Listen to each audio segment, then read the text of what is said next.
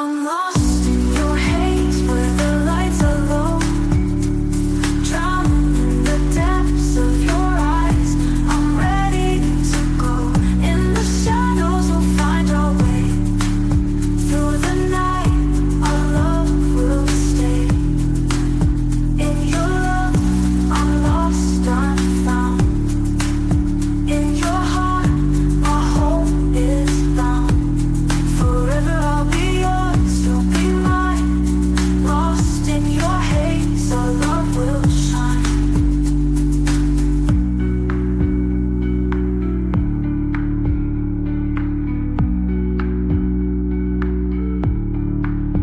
In your love, I'm lost, I'm found.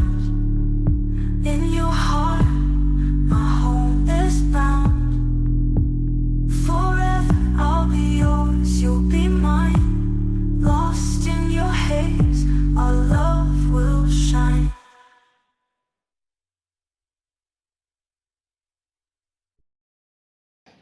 Última mensagem hoje. Não precisa nem tanto, né? Tinha que ser o Chaves. Você que está assistindo de casa, chegamos ao final do nosso quarto momento sobre o livro de Daniel. E quando eu comecei essa palestra aqui, eu comecei lendo com vocês Daniel capítulo 1, versículo 1 no primeiro dia. E eu quero ler de novo essa passagem da Bíblia. Daniel capítulo 1, versículo 1. No terceiro ano do reinado de Jeoaquim, rei de Judá, Nabucodonosor, rei da Babilônia, veio a Jerusalém e a sitiou. O Senhor entregou nas mãos dele Jeoaquim, rei de Judá, e alguns dos utensílios da casa de Deus. Nabucodonosor levou esses utensílios para a terra de Sinar, para o templo do seu Deus, e os pôs na casa do tesouro do seu Deus. Esse foi foram os dois primeiros versículos que nós lemos na segunda-feira. Os irmãos que não estavam aqui, que chegaram agora para as plenárias, nós estamos aqui tratando de lições do livro de Daniel em 4 partes.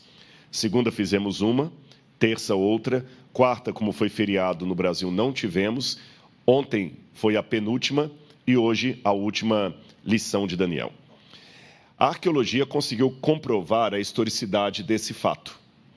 Muitos duvidavam da historicidade do livro de Daniel, até que a partir do século XIX, vários achados arqueológicos começaram a trazer luz sobre a Bíblia Sagrada. Eu chego até a sugerir, eu não sou o único na igreja que faz isso, há outras vozes também que se unem a essa ideia, que a arqueologia também fez parte do plano profético de Deus para a humanidade. Porque nós sabemos, de acordo com os cálculos que alguns fazem a respeito do livro de Daniel, o livro seria aberto no tempo do fim. E vários especialistas, adventistas e não adventistas, têm entendido que o ano de 1798 seria o ano que marca o início do tempo profético do fim, que o tempo do fim não é o fim do tempo. O tempo do fim é um período de tempo antes da volta de Jesus, que é classificado de tempo do fim. E uma das promessas é que no tempo do fim o livro de Daniel seria aberto para a humanidade. É curioso que se o tempo do fim começou em 1798, em 1799 foi encontrada a Pedra de Roseta no Egito. E a Pedra de Roseta foi a chave que abriu a arqueologia moderna. E a partir da exploração do Egito, começou a exploração da Mesopotâmia, e pouco tempo depois começaram a encontrar tabletes com inscrição cuneiforme. Essa inscrição cuneiforme foi decifrada. Depois descobriram comprovações da Babilônia. A Babilônia foi descoberta e o livro de Daniel foi realmente aberto para a humanidade, do ponto de vista histórico. E uma das confirmações foi esta aí. Nós lemos na Bíblia o ataque de Nabucodonosor a Jerusalém. Vejam o mesmo relato agora na versão do inimigo, na versão dos babilônios. Esse tablete cuneiforme aqui, que é uma das crônicas babilônicas de Nabucodonosor, a crônica número 5, diz assim: no 7º ano, no mês de Quislimo, o rei de Acad é Babilônia, HD é Babilônia em acadiano, na língua de Daniel. Se fala HD ou AKD, tá certo? É igual Gaddafi ou Kadaf, não tem as duas pronúncias do nome do ditador? É por causa dessas questões semânticas assim. No 7º ano do mês de Quislimo, o rei de Acade, Nabucodonosor, reuniu suas tropas, marchou para a terra de Hati e sitiou a cidade de Judá. Essa expressão cidade de Judá, que aparece em alguns documentos babilônicos, certamente a cidade de Jerusalém. E no 2º dia do mês de Adaru, que seria fevereiro ou março de 597, ele tomou a cidade e capturou o rei, no caso o rei Joaquim, que a Bíblia fala. Ele nomeou ali um rei de sua própria escolha. E a Bíblia fala de Zedequias ou Matatias. Exatamente o que a Bíblia fala, você vê ali no tablete. E recebeu seu pesado tributo e o enviou para a Babilônia. E lembra que Nabucodonosor, lembra que a Bíblia fala que ele pegou todos os utensílios da casa de Deus e levou para a terra de Sinar? A Babilônia, irmãos, foi um divisor d'águas na história do povo de Israel. Se você perguntar, vocês sabem que essas coisas são atualizáveis. Hoje, se você perguntar a qualquer judeu qual que é a parte mais trágica, talvez muitos vão falar que foi esse ataque recente que houve lá. Vocês sabem que até gerou a guerra.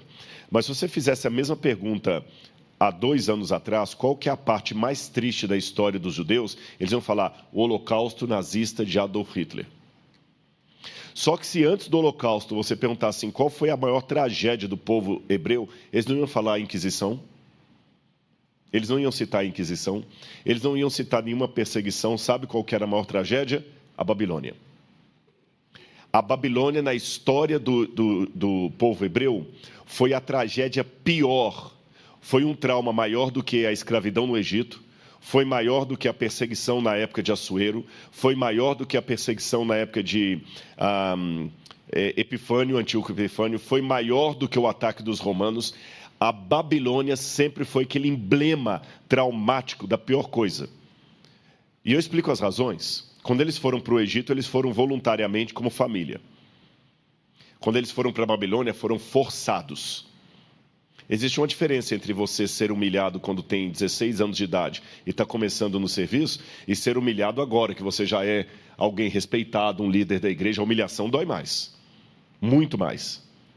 E o templo foi destruído. A Babilônia foi tão forte o trauma que a Babilônia tornou-se símbolo de tudo que é ruim. Eu coloquei uma lista de 5 elementos que mudaram a história dos hebreus graças ao cativeiro da Babilônia. Que vocês agora, os que estiveram comigo durante a semana, entenderam por que Deus enviou os babilônios, a quebra da aliança, o porquê dos 70 anos. Primeiro, um número pequeno e inexpressivo de pessoas permaneceu na terra quase vazia de Judá. E a nata foi levada para a Babilônia, né? Porque levou os filhos dos nobres, os melhores carpinteiros, os melhores ourives, os melhores funcionários, os mais intelectuais. A partir daí, número 2, os hebreus são chamados de judeus. Resumindo, vocês sabem, havia 12 tribos de Israel. E no passado comum, vamos entender que as 12 tribos de Israel seriam como os estados que tem no Brasil. Os irmãos estrangeiros que estão aqui, quando encontram um brasileiro, falam assim, brasileiro, de onde você é? Eu sou do Rio de Janeiro. Eu sou de São Paulo, eu sou da Bahia, eu sou do Rio Grande do Sul, eu sou do Santa Catarina. Muito bem e tal. Porque cada brasileiro vem de um estado diferente. Na época da Bíblia também era assim. Você é o quê? Eu sou de Naftali, eu sou naftalita. E você? Eu sou de Manassés. Aí você? Eu vim de tal lugar, eu sou levita. Só os levitas que não tinham uma terra para eles. Mas cada um dizia de onde ele veio, como se fossem estados da federação. Só que em 722 a.C., depois que houve a divisão entre o Reino do Norte e o Reino do Sul, vocês sabem que as tribos do Norte desapareceram. Atacadas por quem? Pela Assíria, que nós já comentamos aqui. Só sobraram, grosso modo, a tribo de Simeão, um pedacinho da tribo de Manassés, uns gatos pingados da tribo de Benjamim e, majoritariamente, a tribo de Judá. As outras desapareceram. Então, essas demais tribos que ficaram só um pedacinho, acabaram misturando a etnia deles com a tribo de Judá e, a partir daí em diante, todo mundo é chamado de judeu.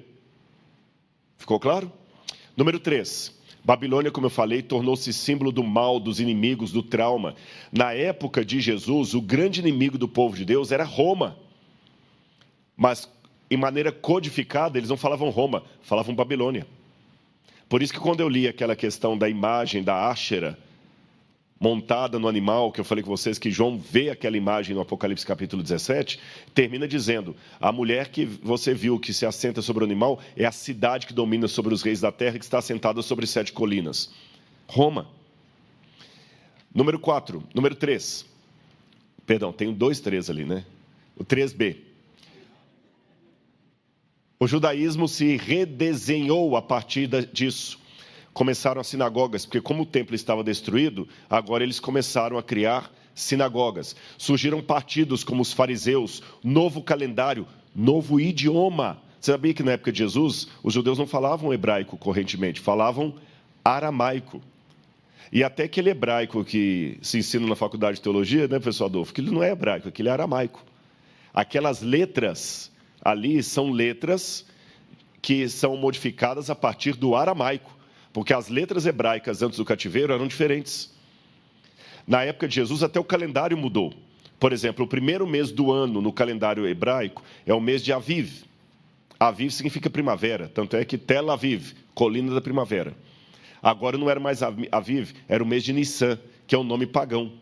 Como nós temos nomes pagãos nos meses, né? Agosto, fevereiro, janeiro, mês de Janus, o deus das portas. Surgiram os movimentos apocalípticos, a profecia apocalíptica, que é diferente da profecia clássica. O fim da monarquia, da Idade do Ferro, o início do cativeiro, o período persa. Aí você vê os últimos reis de Israel. O Josias, que empreendeu a reforma religiosa. Depois você tem Joacás, Joaquim. Depois você tem Joaquim. E, finalmente, Zedequias, o último rei. E, com exceção de Josias, os demais eram, cada um, pior do que o outro. E o povo quebrou a aliança. E eu vou mostrar para vocês, de maneira material, o que significou o povo quebrar a aliança. Isso aqui são escavações que estão acontecendo em Israel, em Givat Parking, onde eles estão encontrando ali um palácio do período Asmoneu. E, abaixo desse palácio Asmoneu, eles encontraram restos datados de 587 ou 586 a.C., da destruição de Babilônia sobre Jerusalém. Isso aqui é o doutor Yiftach Shalev, que é um dos coordenadores da escavação ali, e eu não sei se a imagem para vocês está tão nítida. Aqui embaixo existe uma cinza mais escura. Está nítido para vocês verem? Essa cinza é a cinza depositada da destruição de Jerusalém pelos babilônios. Essa cinza foi, inclusive, medida em laboratório e datada também. Você consegue fazer datação disso aí. Por isso a gente tem a data precisa da época da destruição. Por que se é a data precisa? Às vezes eu falo 587, 586. É porque havia 2 calendários. Um que começa na primavera e outro que começa no outono. Você sabe que isso é importante até para estudar Daniel 8,14, né? Que calendário que eles usavam e tudo. Então, como na arqueologia a gente acaba tendo que dar tiro para os 2 lados, a gente não quer ter problema com ninguém, viu, doutor Luigi? Então, a gente pega e a gente joga os 2 assim para ninguém ficar se sentindo desprezado. Eu estou procurando o Luigi aqui, não estou encontrando. Está ali, ó, pronto, viu? Para não dar problema jurídico, a gente joga os 2. Aqui é do lado de Jerusalém, perto da porta de Jafa, e essa intervenção arqueológica aí também, ela encontrou restos de cinza da destruição de Jerusalém. Inclusive pontas de flecha babilônica. Essas são pontas de flecha babilônica. Nós temos algumas lá no Museu do NASP. Uma incrível estátua de marfim egípcia. Pequenininha. Está vendo como é que tem que ter olho clínico para ver tudo isso aqui, né? E olha, eu só quero dar um exemplo para os irmãos entenderem a intensidade do incêndio do fogo. Aqui é um metal, é ouro e bronze.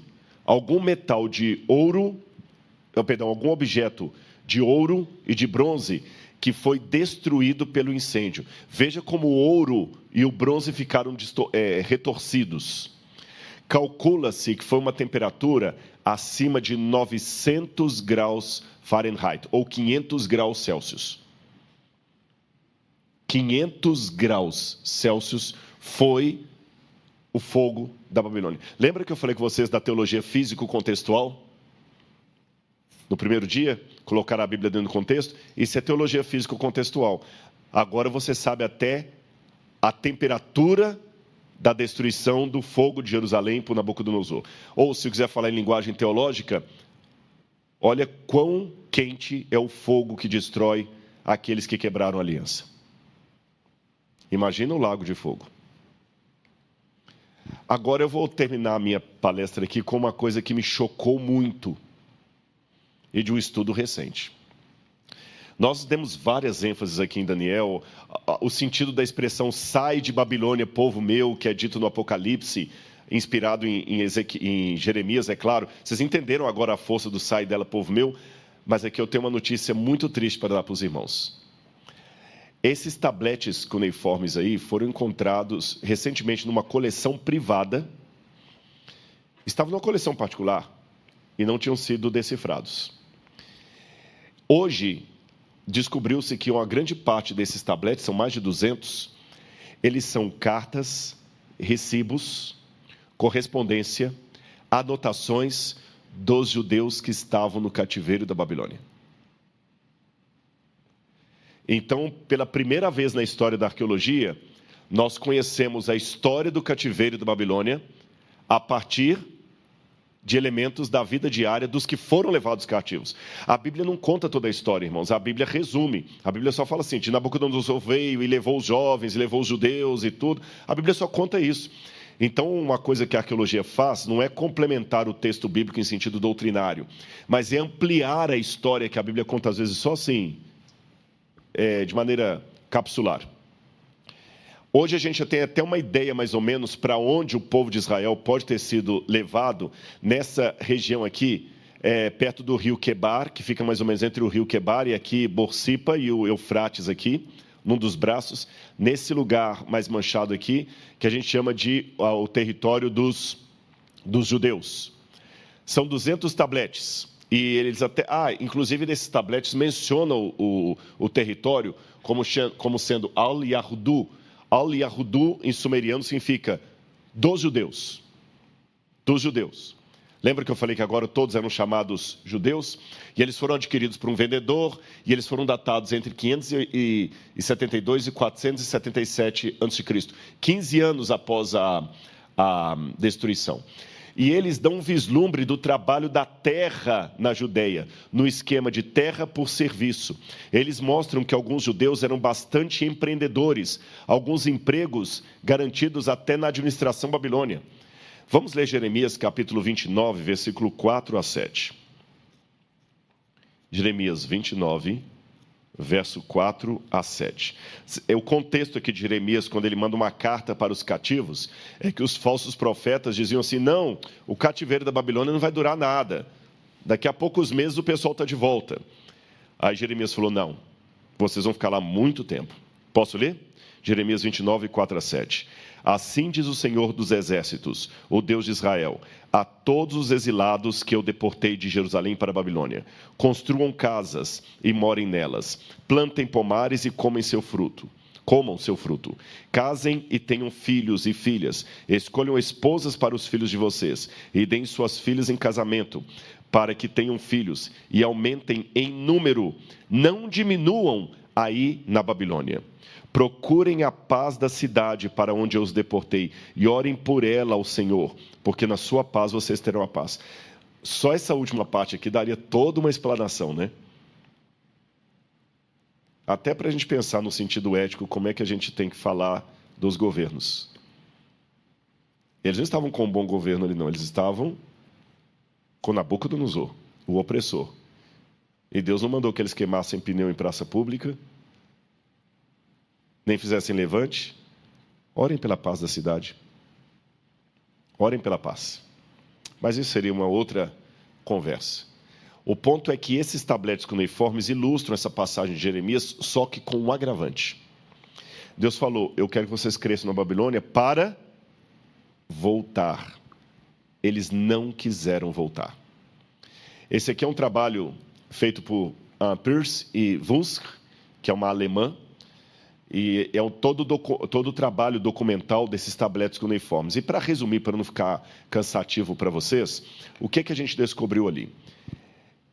Que havia gerações de judeus morando na Babilônia, que os judeus ali chegaram a constituir banco de empréstimos, ficaram tão ricos que tinham dinheiro para emprestar, foram prósperos, começaram a colocar nomes babilônicos nos filhos, e tem alguns lá que tem os nomes, você vê que há uma mistura de um nome judeu com um nome babilônico. É como se eu chamasse Itzhak Marduk. Itzhak Marduk. Perceberam? Marduk, Itzhak Marduk. Começaram a ter nomes pagãos no nome dos filhos, e que depois da chegada dos persas para libertar o povo, muitos não quiseram voltar para casa, porque era muito boa a vida na Babilônia. Você sabe que a Babilônia foi tão proeminente que mesmo quando os persas dominaram a cidade, ela continuou funcionando como um importante polo do período persa. Lembra que eu falei com vocês que o Ciro, o grande, que vem libertar o povo, ele também tinha se convertido ao deus Marduk? Então, mesmo com o fim da Babilônia, o culto a Marduk continuou próspero, maravilhoso, atraente, sedutor. E muitos judeus, mas aí que é o lance desses tabletes, eles não renunciaram à sua identidade judaica. Aqui que está o nó. Eles não deixaram de ser judeus. Eles misturaram a identidade judaica com uma nova identidade babilônica. Eram pessoas mescladas, que por um lado não eram puramente babilônicos, mas já não eram mais puramente judeus. Entenderam esse perigo da apostasia? A gente pensa apostasia só assim, rompeu, foi embora. Não. Tem aquela apostasia mais significante, que é aquela que ela não rompe, ela permanece de um jeito modificado. Não dá certo. Eles permaneceram na Babilônia, a maior parte deles. Até Alexandre o Grande, quando conquista o mundo, a Babilônia continuou sendo a grande cidade onde ele vai acabar morrendo. Depois ele queria fazer da Babilônia a capital do seu reino. Seu reino que acabou nunca se unificando. Irmãos, agora eu entendo a oração de Daniel, capítulo 9, porque ele estava tão aflito. Seus irmãos não queriam sair da Babilônia. Síndrome de Estocolmo. Apaixonou-se pelo sequestrador. Vocês entendem agora a força imagética da expressão apocalíptica? Caiu a grande Babilônia. Sai dela, povo meu. Agora eu entendo essa expressão do Apocalipse, porque João viveu, não historicamente, eu digo por cultura, tudo isso que eu estou falando com vocês. Porque João conhecia essa história. Ela ainda era contada, era repassada. Vocês entenderam em que sentido que eu falei que João viveu? Ele era judeu. Ele estava na época do primeiro século. Então, a ideia do caiu a grande Babilônia, sai dela, povo meu, para mim tem uma ênfase maior. É como se falasse assim, gente, a Babilônia caiu, acabou. O que é que vocês estão fazendo ainda aí? Esse é o sentido de caiu a grande Babilônia, sai dela, povo meu. Para não serdes cúmplices dos seus flagelos. Se ela caiu, por que você está aí? Se eu já mandei os persas para libertar vocês, por que vocês não estão voltando para Jerusalém? Babilônia caiu. Não fiquem insistindo em permanecer aí. Mas o povo queria ficar na Babilônia. Só ia para Jerusalém nas festas religiosas. Babilônia era bom demais. Por isso que você entende que a batalha do Armagedon enfatiza novamente o quê? A queda da Babilônia. O que é a batalha do Armagedon? Simbolicamente, qual que é o símbolo da batalha do Armagedon? O rio Eufrates, que é seco para preparar o caminho é a cena da destruição da Babilônia. De novo, Deus apelando ao seu povo, sai de Babilônia. Eu poderia terminar essa mensagem aqui com uma nota de pesar, mas eu tenho uma boa notícia para dar para vocês.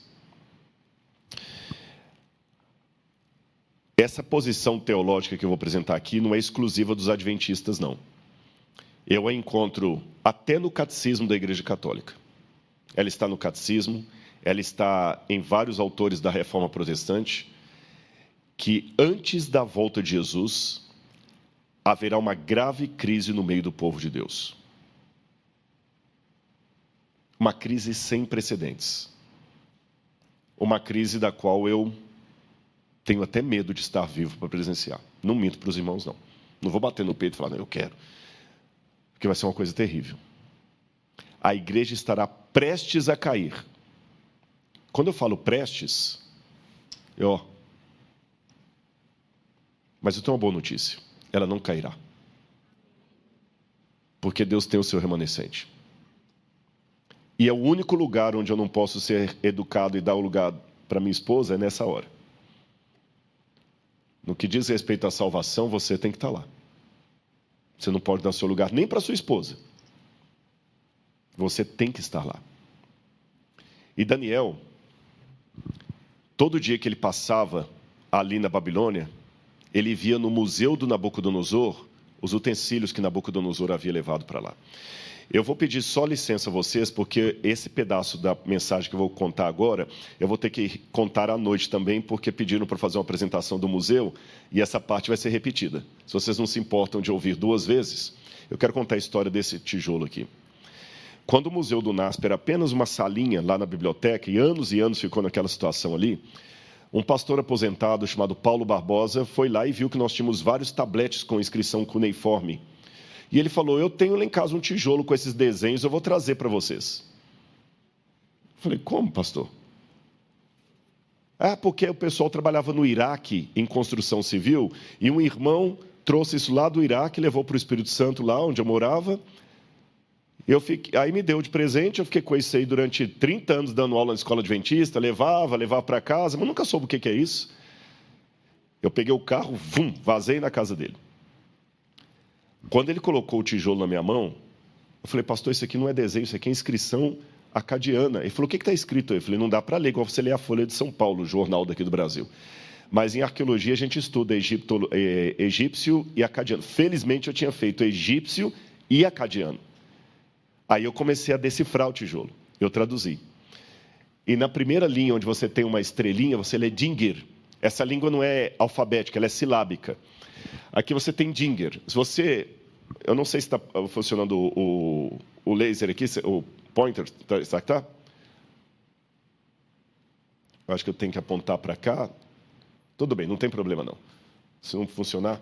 Logo aqui, na primeira linha lá, parecem 2 trombetas, assim, anunciando a volta de Jesus. Não tem 2 trombetinhas nessa direção? Aquilo você lê Lugal, que significa rei. Então aqui tem o nome de um rei, Nabucodonosor. A tradução seria, eu sou Nabucodonosor. Lugal-Agadê, rei de Babilônia, provedor dos templos de Eságuila e Êxida, e filho primogênito de Nabopolazar, rei da Babilônia. Traduzi a pedra, o tijolo, publicamos, porque o Lattes pede, né? Depois que eu fiz a tradução e publicamos, chegou a hora de fazer a datação do artefato. E fomos fazer a datação pela USP. E quando datamos ali por termoluminescência, eu tive um problema. Aquele tijolo deu uma data de 2.300 anos. Só que se eu voltar 2.300 anos no passado, eu chego à época de Alexandre o Grande, não à época de Nabucodonosor. Como é que explica esse erro? Conversando lá na USP com o professor Gazimiro Munita, ele falou comigo assim, Rodrigo, veja bem, a gente aqui conseguiu datar no reator a última queima do artefato. Então, se teve um incêndio, a gente datou a data do incêndio. Se esse tijolo estivesse no Museu Nacional do Rio de Janeiro, eu ia ter a data do incêndio. A Babilônia não foi incendiada? Eu falei, pior que não. Alexandre não destruiu a Babilônia, nem... Mas quando eu fui a Londres, conversando com o Dr. Finkel, que é um dos maiores assiriólogos que tem lá no Museu Britânico, eu percebi que tinha lá, ele mostrou um tablete cuneiforme que fala que na época dos generais de Alexandre, eles tiveram que restaurar o templo de Eságuila, porque o templo de Eságuila foi o único prédio que tinha sofrido um incêndio naquela época. Estão fechando o quebra-cabeça? Então nós tínhamos a data daquele incêndio do templo de Eságuila. Isso refinou de todos os prédios da Babilônia, de onde teria vindo esse tijolo. Do templo de Eságuila, que os que estiveram comigo segunda-feira, nós mostramos aqui o templo de Eságuila no coração, onde ficava o culto de Marduk. Lembra que eu mostrei para vocês? No coração da Babilônia ali, o templo de Eságuila. Então esse tijolo era uma inscrição externa do templo de Eságuila. Se era uma inscrição externa do templo de Eságuila, quem leu isso pessoalmente, com os próprios olhos? Daniel. Qual a chance matemática de Daniel ter passado na porta e lido isso? Quase 100%, ou 100%. E o que Daniel olhou? O que Daniel viu quando ele olhou para dentro do templo de Eságuila?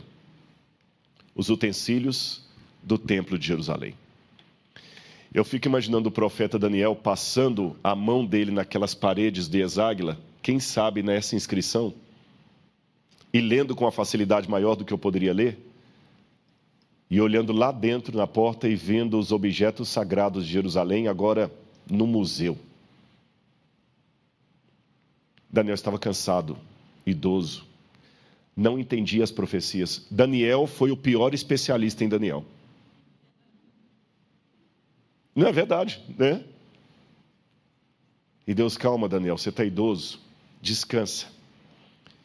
Sela a profecia até o tempo do fim. Essa inscrição que você está lendo, agora eu posso parafrasear? Essa inscrição que você está lendo agora, num tom de humilhação, eu vou levar para um outro lugar no futuro. Um lugar que vai enaltecer a profecia que eu estou te dando. Irmãos, pela fé, eu digo que Deus pegou aquela mesma inscrição que Daniel leu e fez chegar até o Museu de Arqueologia Bíblica do NASP. Um museu que está lá para enaltecer a palavra de Deus e para mostrar que a profecia está cumprida, porque Daniel está sendo aberto. Eu termino as minhas palavras aqui com 3 minutos de atraso, dizendo o seguinte para você. E é difícil um palestrante dar palestra para palestrantes. De maneira mais redundante que seja, permitam-me dizer que a história só acaba quando termina.